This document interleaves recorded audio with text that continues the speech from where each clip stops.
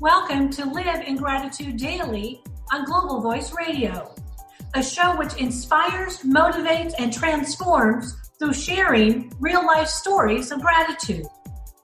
Here's your host, Denise Joy.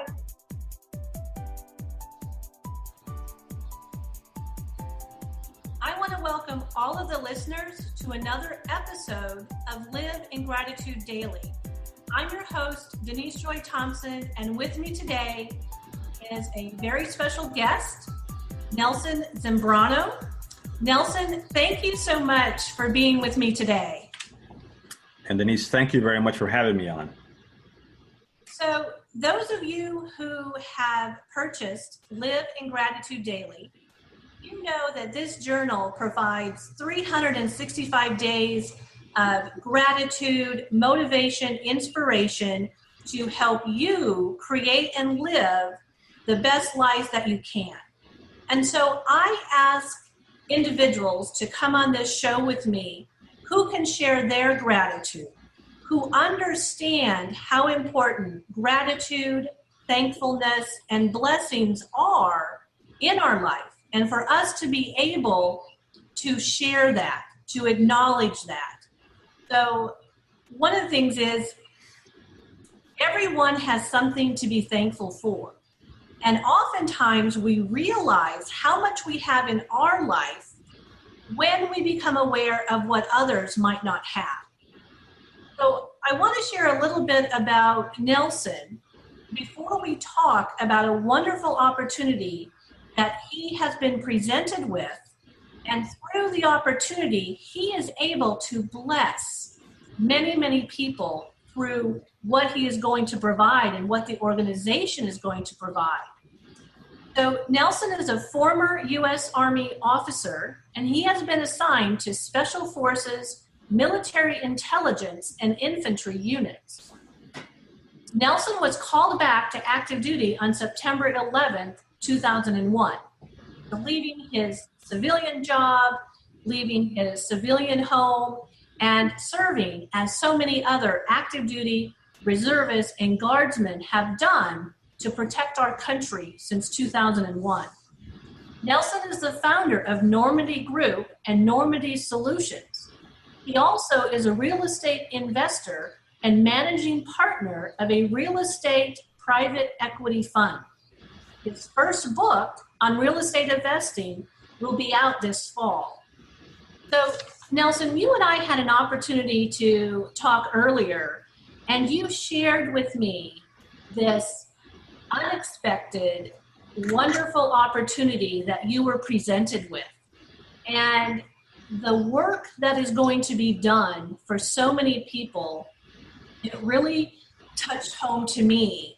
And I definitely wanted to have you share this opportunity, what you are going to do, and the lives that you can help. I wanted to share it with my listeners, and through Global Voice Radio, share it globally. So, Nelson, if you can talk a little bit about your upcoming trip to South Africa. Okay. Well, Denise, first of all, thank you very much for the opportunity to, again, to be talking with you and to be addressing your listeners. You can call it a series of opportunities that came about, and it's hard. I still have to kind of pinch myself because it's hard to believe.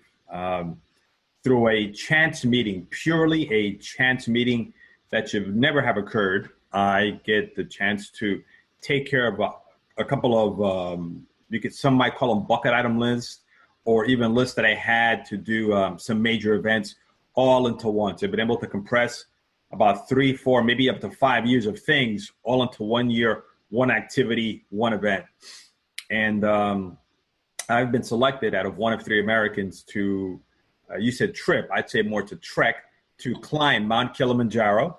It's one of the 7 highest mountains in the world.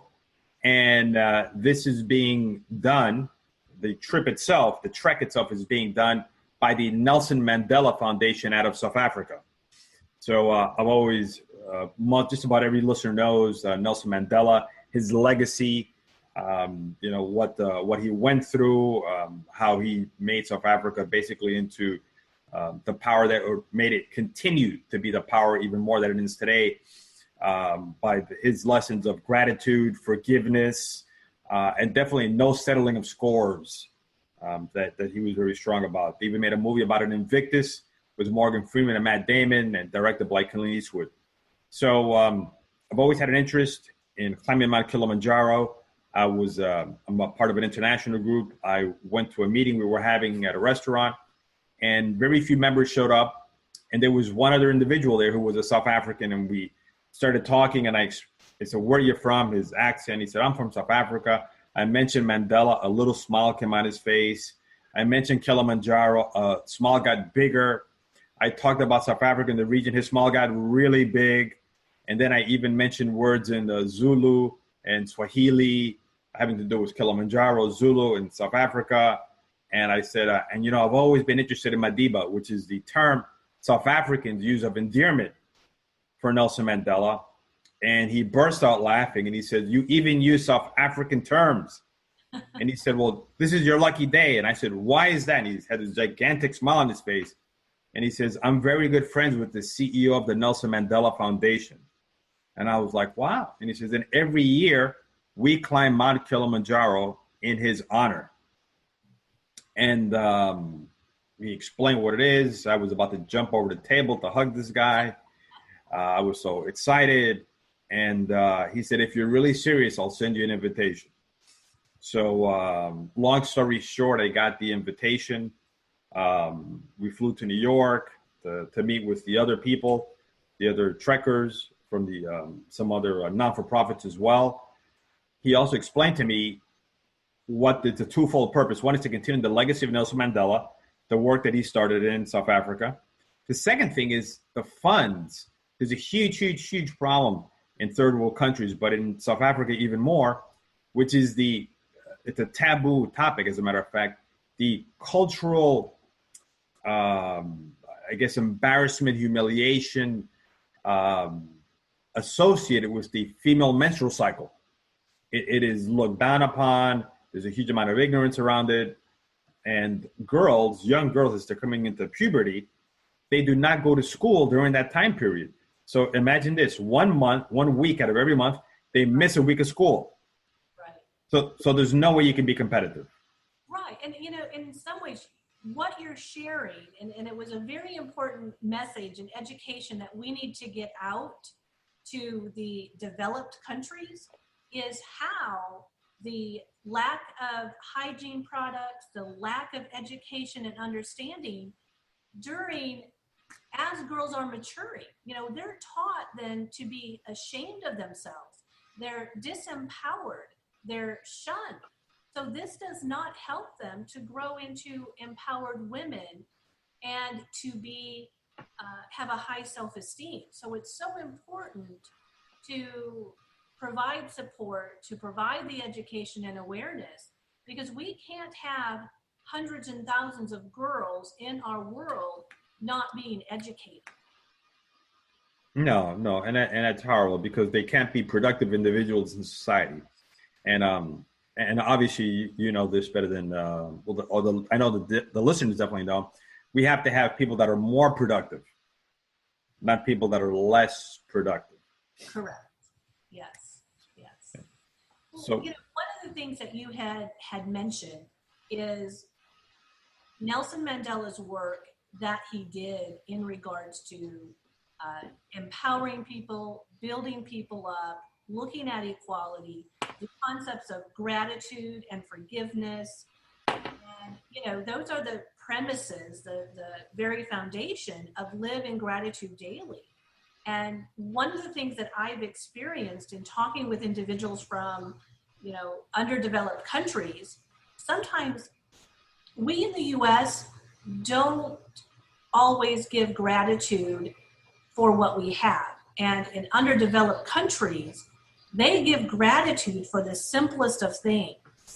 And I think by talking about things and bringing awareness to what others might not have and us supporting them, it blesses us in return. So, in the U.S., we as women and girls take for granted that we have hygiene products, that we have running water, that we're able to shower every day or 2 or 3 times a day if we want to, right? Depending what your activities are and you get sweaty. So I think by what you're doing and sharing that on Live in Gratitude Daily, we're going to raise the awareness of what we can do to help others in other countries. And one of the things that struck me about this trek and what the Nelson Mandela Foundation is doing with this is that there is a charitable side of this project. So can you talk a little bit about that? Yes. One of the interesting things is about the kind of in South Africa is that the country itself is not a third world country. It's actually very advanced. They were the first one in the continent of Africa to have nuclear power. As a matter of fact, they were the first one to say we will not have nuclear weapons. So they're actually a very advanced country. Because of their history, the apartheid and the racism, there was a huge section of the population that was very socially, economically disadvantaged and left behind. And that's been generations after generations. And they're doing a lot to move that section forward. But still, they can't seem to do a lot because a lot of this is now almost a cultural built-in bias even before the Europeans arrived. And so you add on, and we all have some kind of cultural bias, and you add on the additional human biases, and heaven knows what goes on, right? So the charitable aspect, and I look at it as being more of a charitable aspect, I see it as being an investment in our future, is the funds that as our presence in South Africa, is we bring awareness. We go out to the townships. And if people want, they can Google that word townships and Soweto, Soweto, where a lot of the problems were really there big in the 80s and the 90s. So we create a lot of awareness on those areas. We bring attention to the problem. And on top of that, with the funds that we raise, every girl that we sponsor is given a year's supply of sanitary napkins. Because one thing is to have access to it. The other thing is to have economic access. And in addition to that comes the education, the training, the awareness for her family, the school. And this program started actually 4 years ago. The girls that started 4 years ago that were freshmen in high school are now graduating from high school. The girls that started 4 years ago that were seniors in high school going to college are not graduating from college. Wow. So we actually already have a generation, so to speak, of young females that have a great sense of self-esteem, empowerment, and this is a large part of the program itself. So we raise funds for the awareness, which is happening there by our mere presence, press conferences. But on top of that, a year's supply of sanitary napkins are given to every girl. And it's a big ceremony in different townships that this takes place. And one of the things that also when we were talking about this before that really strikes me is the fact that this is being talked about or talked about on a small scale, right? If you and I, hadn't had an opportunity to have another conversation and you were telling me about this opportunity, you and I wouldn't be talking about this to share it with my listeners, to share it across Global Voice Radio and have even more people. And that you as a male can discuss this in a very sensitive, understanding way. And we need more women and men to be able to deal with a very biological situation that everybody knows about, right? And we can't hide it or, put it away for a week because that affects everybody, even the girl's family, the girl's brothers, right? Everybody in the townships, the villages are affected by what is going on. So, not that, and yes, as a social worker, I guess I'm always going to be involved in social justice issues per se, or social issues. So it's an opportunity to definitely share this. But Nelson, I also, in our conversations before, you had mentioned, and you and I had a similar experience in being called back to active duty September 11th of 2001. I was called back on active duty to the Air Force. You were called back to active duty with the Army. So, but that was an interesting experience for you.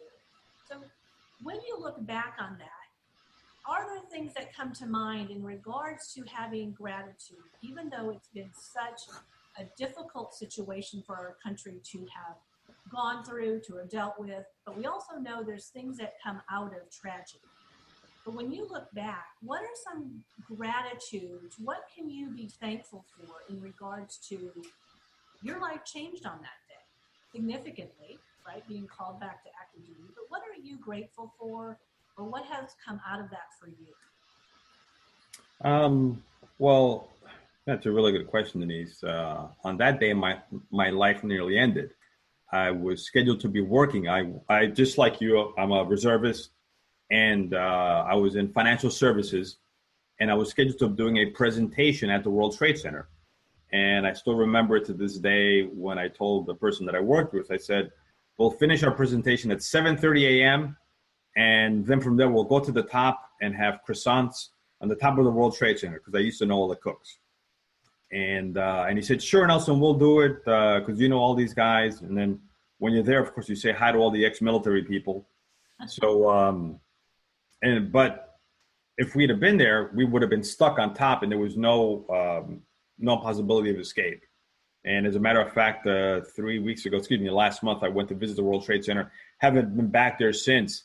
And one of the displays was the aerial antenna, which that would have actually been my tomb. So when it comes to gratitude, I'm actually just incredible amount of gratitude that I'm here, that I'm actually physically here on the planet here with you.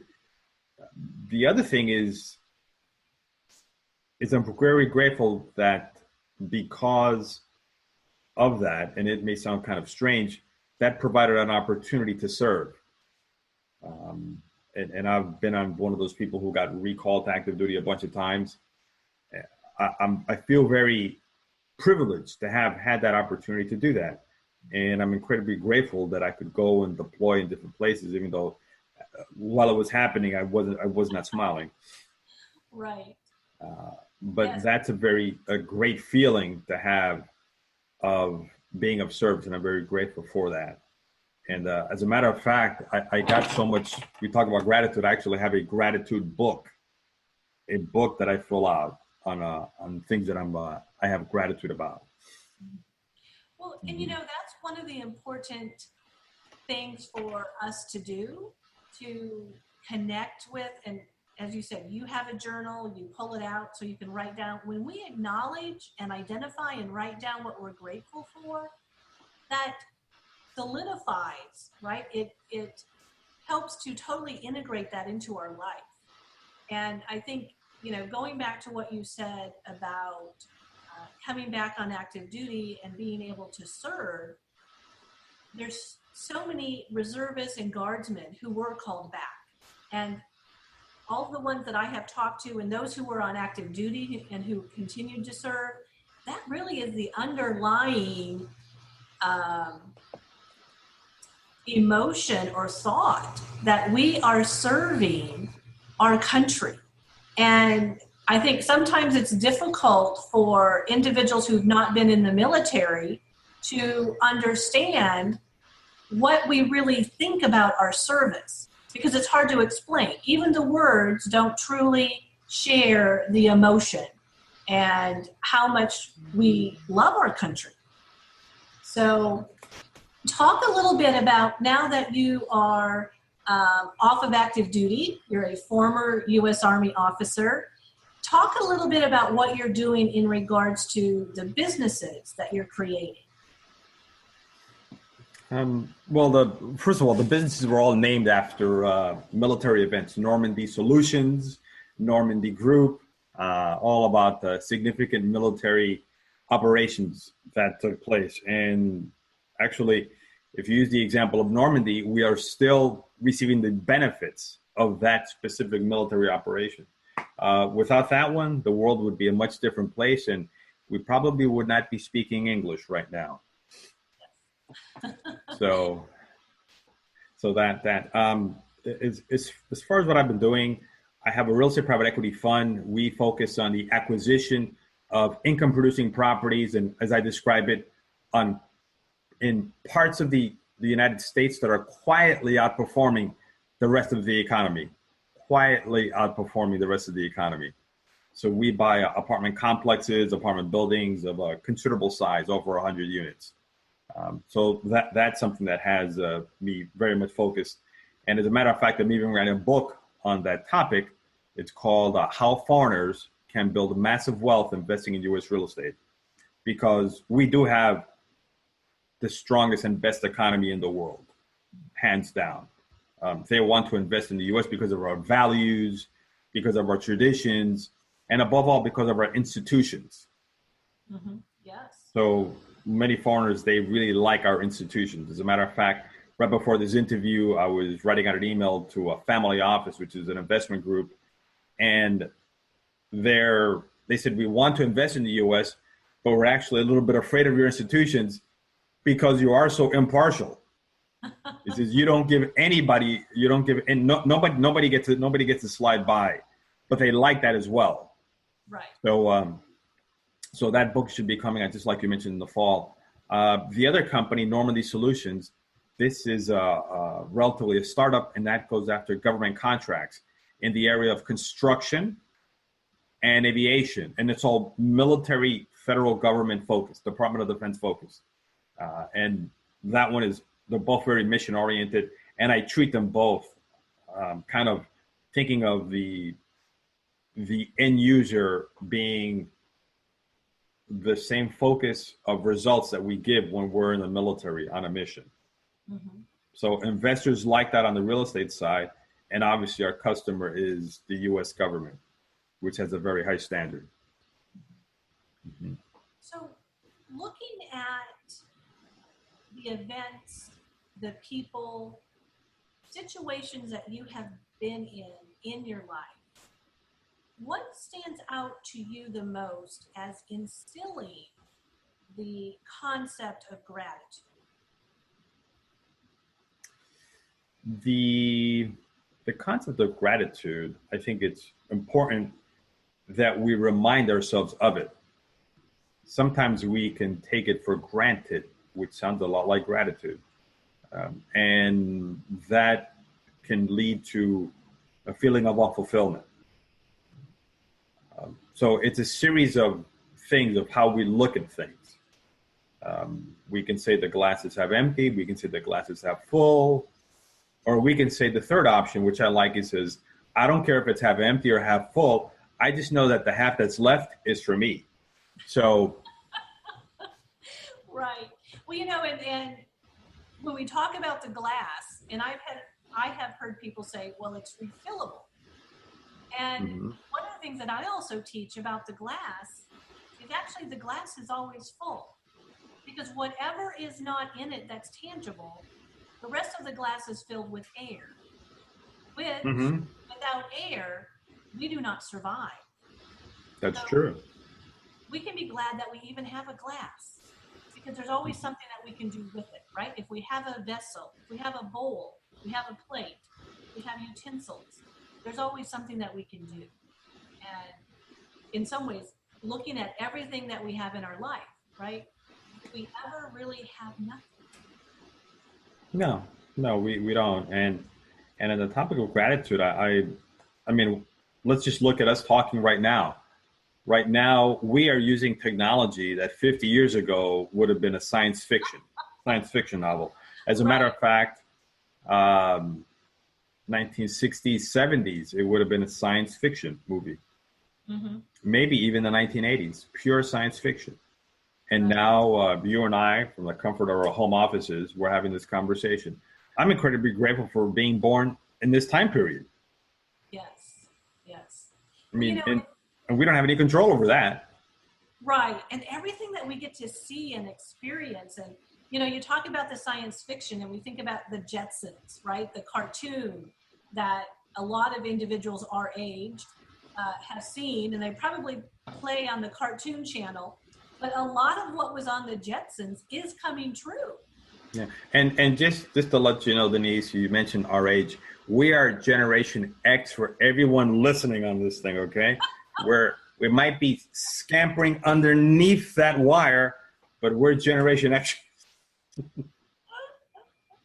Yeah, sometimes I'm not sure which generation I am. But you're correct. There's so many wonderful things that we are experiencing that we get to see, and the young adults coming up behind us, and what is going to occur for them. I mean, there's a lot of wonderful things going on in our world today. We're not going to get political, but I'm excited to see where it will go. And I see it going well, right? In my mind, things just get better, not only for the US, but for all of the countries, because there's a lot of coming together, even if it's from a grassroots approach. There's a lot of things coming together for women. You know, I very much support empowering women, and I think that we're really being able to tap into the true power that women have, which is a positive power to bring men and women together.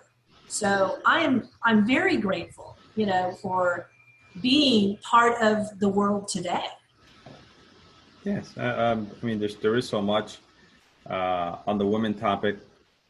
The females are a part of society, and we want everyone to be productive. Everyone needs to be productive, because at the same time, we do have some big problems in the world. And if everyone is not productive, that is a potential resource that can help us solve a major or a minor problem. So if we have kind of a, so to speak, kind of a military term, all hands on deck, everyone is being productive, everyone is attacking the problem set, we have a much higher chance of solving present and future problems. And having men and women work together. And regardless of whatever has happened through society in the past, because we can't change society views of the past, we can only create the society that we want today. And from my perspective, it is men and women working together and letting go of whatever stereotypes or perspectives that this ambiguous society created, because we now can change that. So, Nelson, talk a little bit about how can our listeners, how can others who hear of your trek through Live in Gratitude Daily and Global Voice Radio, how can we help support providing hundreds of girls with hygiene products? How can we help you and the Nelson Mandela Foundation to do that? Well, one of the first things is the awareness that this is taking place. The second thing that can be done is we're actually raising funds for this. All funds go towards this cause. Obviously, there's administrative expenses. None of those go to me. The platform that I'm using, because it was just the most expedient one, was GoFundMe. And Denise, I kind of have a beef about the name GoFundMe. So let me just take care of it right now. This is not about me. This is not about Nelson. This is about these girls in South Africa and the legacy of Nelson Mandela all wrapped up into one. And in this GoFundMe campaign, all of the funds go to a U.S. non-for-profit, which in turn transfer that to the South African non-for-profit Imbumba and the Nelson Mandela Foundation. So it's pretty much a straight shot over there, and it is a non-for-profit, all tax deductible. And they can, I believe you're going to post the link. It's GoFundMe Trek for Mandela. So you can Google that, GoFundMe Trek for Mandela, and that will appear. You'll have a picture of me wearing my Nelson Mandela shirt there, which shows this is an official shirt that I was given in New York. And then I'll have a write-up there of the process. And if they can make their contributions sooner than later, because we're preparing now to head out. I fly out July 3rd, and I'm looking at closing everything down June 15th. We can accept donations afterwards, but I'm looking to get the bulk out by then. Right. So, and for our listeners, you're not able to see the t-shirt that Nelson is wearing, but for those of you who will see the video on YouTube, and I'll also be posting the video on Facebook this week, so that we can help support providing hygiene products to hundreds of girls. And there still is time to donate. The link will be provided, and it would be a wonderful thing for all of us to contribute to the education, to the hygiene, to self-esteem and empowerment of girls in South Africa. And actually the ripple effect of helping them helps many thousands more. So Nelson, the other thing is, people might want to contact you directly. I mean, you've talked about your real estate investing. They know that you're going to be working on government contracts. They know that you are a creator, a developer. And in some ways, there's a lot of veterans that I also am connected with, as are you. So people might want to go to your website. They might want a way to connect with you. So how, besides posting it, which I will also do, but to share with our listeners, how can they contact you and get more information about what you're doing? One of the first ways they can do is they can go to our website, normandygroup.us, normandygroup.us, and it's normandygroup.com, and that's our website as far as what is Normandy Group is doing. The other way is they can also and then through the website they can go to the link, information that'll come to me. And the other way is they can just write me directly, Nelson@normandygroup.us, Nelson@normandygroup.us. And of course, so those would be the two best ways to be able to reach out to me. If for some reason I don't respond quickly, it's probably because I'm traveling. So, right. But if you write to me, I will get back to you. Yes, you're going to be out of country for approximately 2 weeks. Is that right? July 3rd to July 25th. So it's really the entire month of July. I'll be gone. Right. So as long as it's not an emergency, which hopefully the listeners then would be contacting someone else, look up Nelson and the work that he is doing, both to help girls and their families in South Africa, but also the work that he's creating. And every time an individual creates a business, it has a ripple effect and supports others.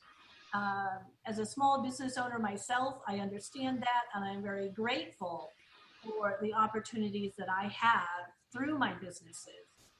But I want to thank the listeners for joining me today on Live in Gratitude Daily. And if you haven't had a chance to join the Global Voice Radio Facebook group, please do so that you can listen to all of our host shows on Global Voice Radio and catch the other episodes of Live in Gratitude Daily. And Nelson, I want to thank you for your time, for you sharing what you are grateful for in your life, the work that you're doing, the opportunities that you are saying yes to, that brings blessings to other people. So thank you very much for being with me today. And Denise, I also want to say thank you for giving me the opportunity to talk about, this incredible opportunity within a series of opportunities. And I really have to pinch myself sometimes when I really think about this. And I'm incredibly grateful for the opportunity for being born now, and even the opportunity for us to be talking. Thank you very much. Well, you have a great day today, and I know we'll probably talk before your trip, but of course have a great trek, and I look forward to hearing everything that occurs on that trek so that we can share it with our Global Voice Radio listeners. So signing off, thank you all for being with me, and have a grateful day. Thank you, Denise. Bye. Thank you for listening to Live in Gratitude Daily with Denise Joy. Join us every Sunday, 11 a.m. Eastern on Global Voice Radio.